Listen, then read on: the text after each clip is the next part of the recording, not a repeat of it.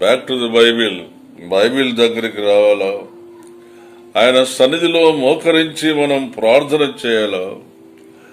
అంత మాత్రమే కాకుండా ఆయనను మన హృదయంలో ఉంచుకొనవలసిన వారమై ఉంటున్నాం. ఇర్మియా తన గ్రంథంలో అప్పుడు మీకు సమాధానము దొరుకును, ఈ ప్రశ్నకు మనమందరం కూడా ఎప్పుడు సమాధానం దొరుకునని మనము ప్రశ్నించుకొనవలసిన వారమై ఉంటున్నాం.